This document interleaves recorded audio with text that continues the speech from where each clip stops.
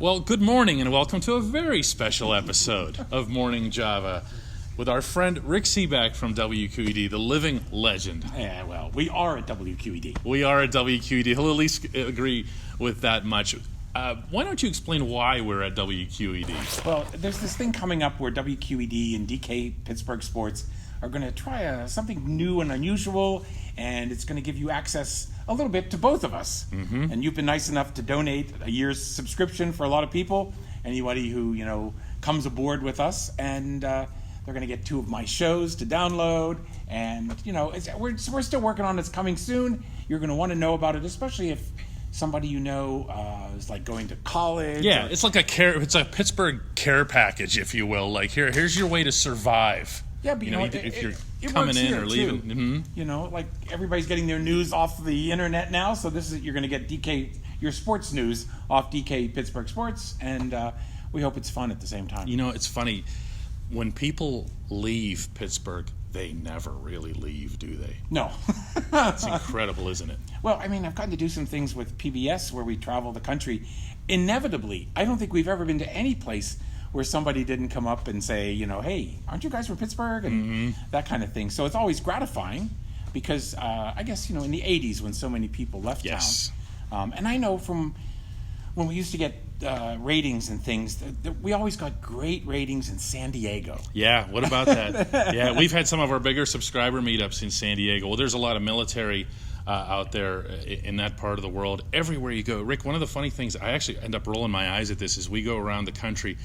You hear in sports terminology, people will see a stadium full of Steelers fans or Penguins fans at an arena somewhere, and they'll say, "Whoa, Pittsburghers really travel well." They didn't travel; they've been here all along. They got here in 1982, pal. You know what I mean? Right. Yeah, no, and but it's always good, and I think everybody's aware of the whole phenomenon of the Pittsburgh Sports Bar. Oh yeah. When we're traveling around, we inevitably end up at one of those. Yeah, they're everywhere. Yes.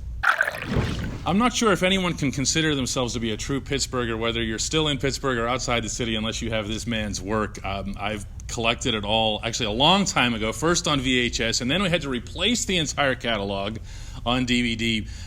When my wife came from Romania, we would actually watch these things together so that she could become a little bit more familiar with. You must hear stories like this all the time. Yeah, but it's really, it's obviously gratifying, and I especially like it when people say their kids like them. Yeah.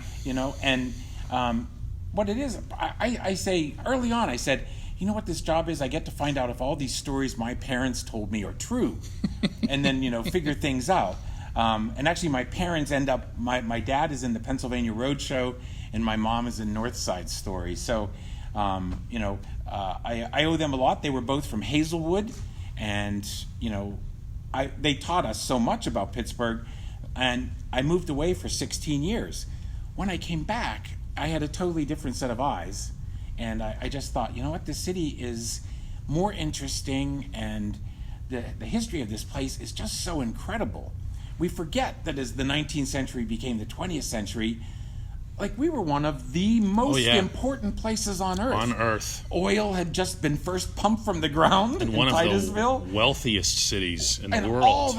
All that wealth came through, and all the robber barons, Carnegie and Frick and all those guys, all here. They all go to New York eventually, but there's so much happening in Pittsburgh, and I just thought, I want to learn this, and I want to find out what really is the truth if I can, and all of that. And I still, that's the best thing about my job, is that the surprises are continual. And, and I get to write a column for Pittsburgh Magazine too, and they want me to write about famous visitors. So that's something I usually don't cover in my shows, and I love that. I love learning, and I'm working right now about Mike Seat, who's the brother of Manette Seat, who works here. Yep. He was reading an article in the New Yorker, and he told Manette about it, and she said, "Oh, Rick will want to know that because a famous visitor to Pittsburgh, Emmanuel Macron, came to Pittsburgh before he became president of France. He was trying to see how people live in other countries, and he spent time in Sewickley." He didn't come for the breaded oysters? Who knows what? The only thing that's mentioned in the New Yorker article is a Mexican restaurant, which I found out was Mad Mex, where he overindulged in a big spoonful of hot sauce. Yeah. And he said, "Oh, I've made a mistake." Our gift to France. Sports are so much a part of who we are, aren't they? It's incredible. If you're in a place, I'll say this, a really lame place like a Phoenix, okay, where nobody cares about anything. Like there's no sense of identity. There's no root. Even when they go to their games, Rick, whether it's the Cardinals or the Coyotes or whatever it is, it's like they're just there, you know? Here, it's like, it's religion. Yes, yeah. Where does that come from? What are we? I know you'll hear that sometimes on sports things about, like, I think Jacksonville, no connection to the team. Yeah, exactly. It's like they're like not real people. You know, when you're a Pittsburgher, that's how you look at them. Right. No, the fanaticism, the fans. Yep. It's reassuring. I think it's a really good thing, and you know that the way that success on any of our teams lifts the whole city. I love that. It's like it's you know, people will say, "Are you a big Steeler fan?" I said, "Well, how can you live here and not be a one?" Steeler fan? Right. You know, it's just part of being here, and you know, I do love it, and you know, we forget how integral that is to everything. See, you mentioned earlier in this program the out-migration that happened in the early 80s, late 70s, early 80s. I've maybe gone a little bit too far in this assessment, but I've written in the past that I feel that to an extent Chuck Noll saved this city. Oh. Think about this, because the Steelers were the Pirates were also very good in the 70s, easy to forget now, but the Steelers lifted up a city that was like, we had an out-migration that compared to Chernobyl, for crying out loud.